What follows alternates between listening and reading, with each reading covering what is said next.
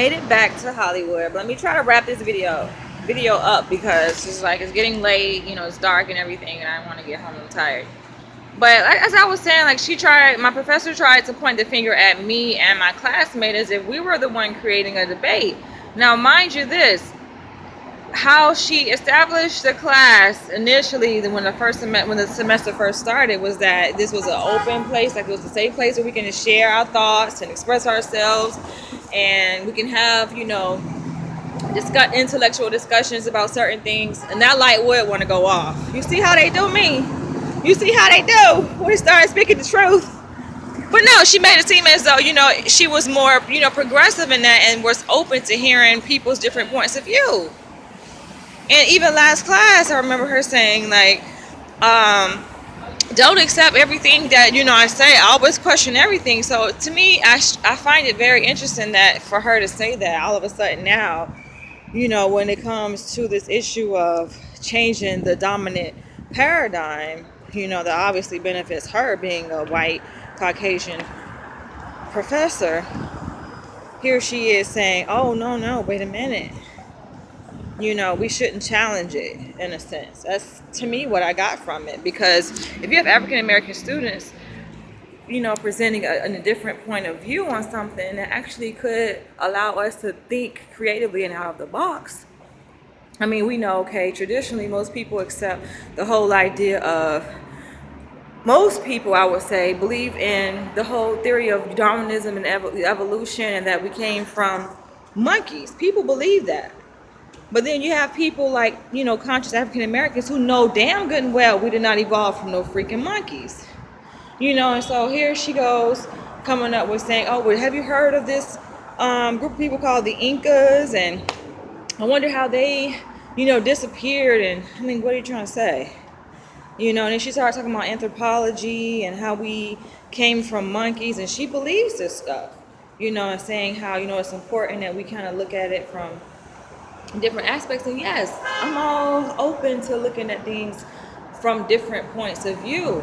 But it bothers me when a person, especially African American, because we've been silenced for so long, where they don't want us saying nothing, So in the moment we begin to start speaking on some intellectual stuff, or really saying like how we feel, it's like, oh, wait a minute, nigga, what you're doing, you're getting beside yourself, or you're saying too much, or you know too much, or and it's interesting because my classmate, her response to all of this was telling the professor, like, wait a minute, I feel really hurt as an African American woman that when I express an opposing point of view, it's perceived as I'm debating or I'm arguing.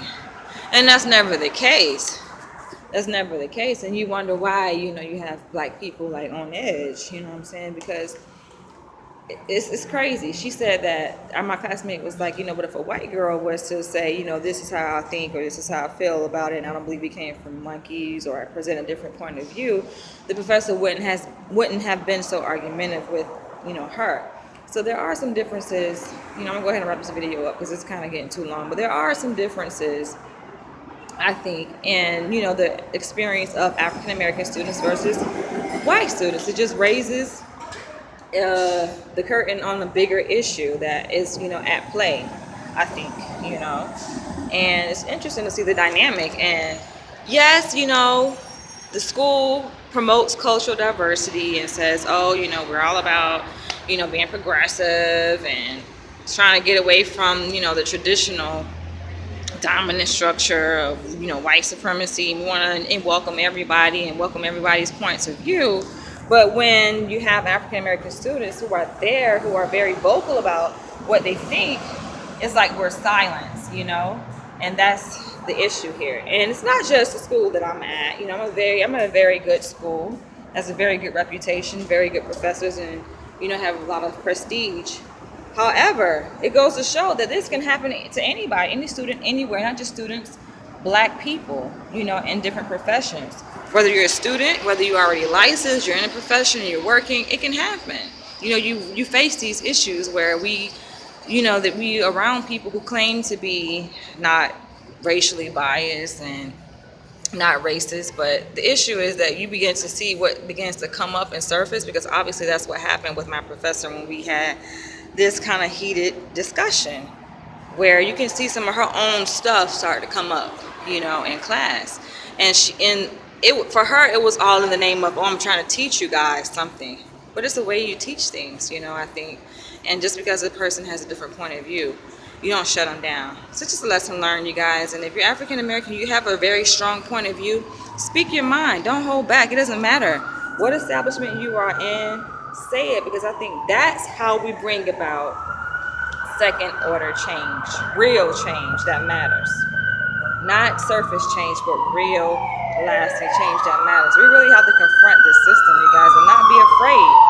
Not be afraid to confront it. And to really say how we feel and what we mean. So I say that with confidence, and people may laugh, people may judge you, people may say anything. Forget about it, because the only way things are going to change is if we stand up and not take it. Like our